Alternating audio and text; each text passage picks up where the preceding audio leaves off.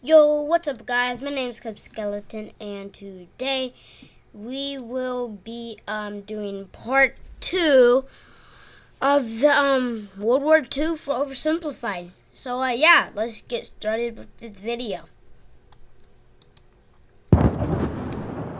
With both sides stuck in a hard stalemate, they knew this war wasn't going to be about taking territory, but about simply wearing each other down.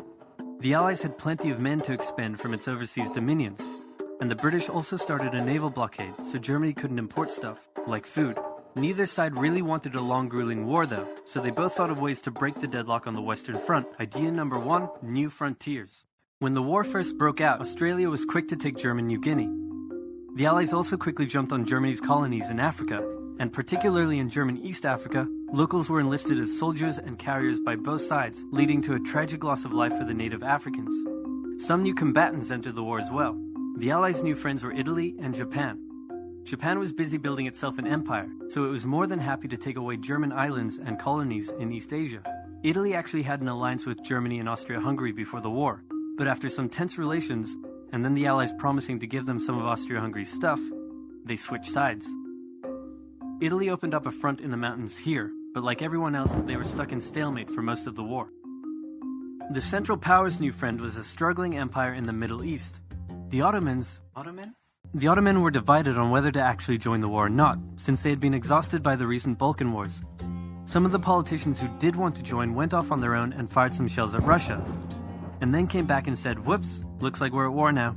The Ottoman entry into the war was of particular concern to the British, since the Middle East was full of oil, and Britain wanted all of that oil. First, the Ottomans tried to attack Russia in the Caucasus Mountains, but they weren't prepared for the cold, and many of them froze to death. Then they crossed miles of desert to take the Suez Canal from the British, but that failed too. Then the Allies tried to take the Dardanelles at Gallipoli in a long and hard trench warfare campaign, but that also failed. The Ottomans blamed their initial losses on the ethnic Armenians living within Ottoman territory, and the resulting Armenian genocide led to the deaths of 1.5 million people. Then the Germans sent spies into Afghanistan to try to convince the Arab tribes there to rise up in jihad against the British and attack India. But that plan failed, partly because the spies got bored, brewed their own alcohol, and got drunk, which is a bad thing to do in Afghanistan. All these new frontiers hadn't done much to change the war. Aware that the Allies had more men and supplies than them, the Germans knew they had to do something to break the stalemate. Before the war, there was a big conference that set out the rules of modern warfare. No chemical weapons, no killing civilians. Basically, don't be jerks. The Germans held a meeting and decided to be jerks. Zeppelin air raids commenced over British cities. They also started attacking the Allied trenches with chlorine gas, and they used submarines to sink civilian ships. One such civilian ship was the Lusitania, which had 159 Americans on board when it was sunk, further swaying US opinion against the Germans. Not to be completely unfair to the Germans, the Allies also engaged in chemical warfare soon after, and they had been hiding anti-submarine weapons on their civilian ships, which let the Germans justify their attacks. Meanwhile, Austria-Hungary still hadn't dealt with Serbia, so the Central Powers enlisted some help.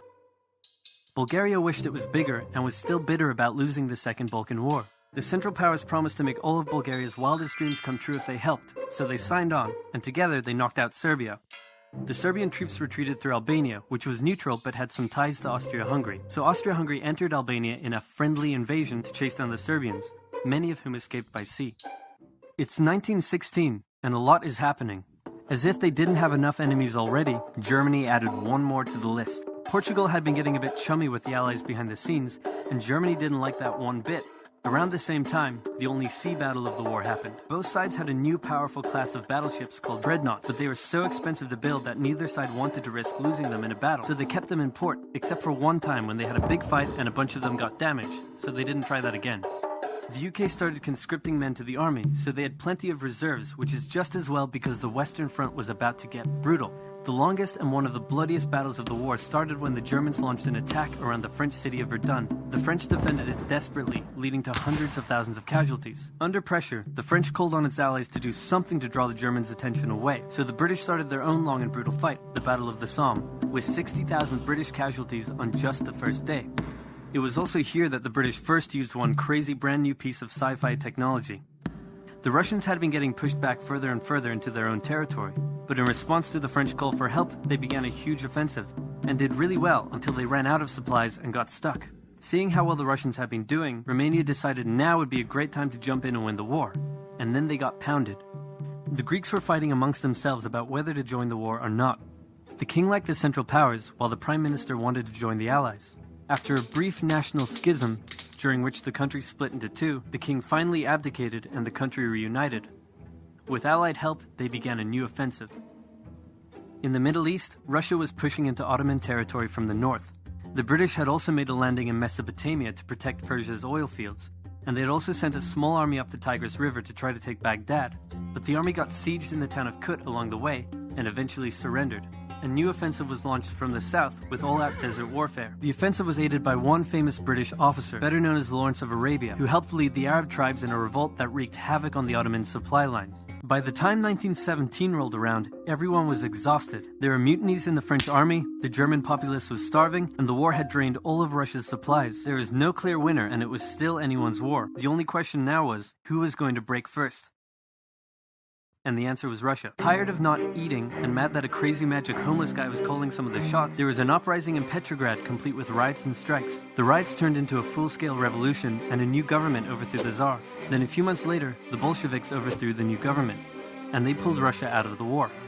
This was great news for Germany, who now only had to focus on the Western Front. But there was still one problem. The pesky United States of America was looking increasingly like it was going to join the war. America had been selling supplies to the Allies throughout the war and was getting super rich off the back of it, meaning it was in fantastic shape and was dangerous to the Germans. So Germany sent a telegram to Mexico saying, "Wouldn't it be crazy cool if you guys attacked America?" But the British intercepted the message, showed it to the Americans, and that was the final straw. American troops began shipping out to Europe. This was terrible news for Germany, and they knew their only hope now was to force France and the UK to surrender before the fresh American troops arrived. It was now or never, so they started one final attack. They converged their troops and hit hard at the Somme and pushed the Allies back. They hit a second time further north, then again and again. With each hit, the Germans were spending more and more resources, while the Allies were getting better and better at repelling their attacks. By the fifth punch, the Allies held the line and even pushed back. With American troops now arriving in larger numbers, the Allies launched a counterattack, and that was it.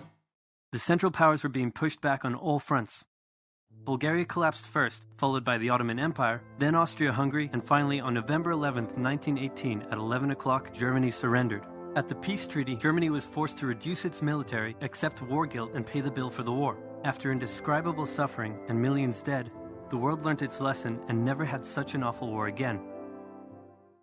For about 20 years.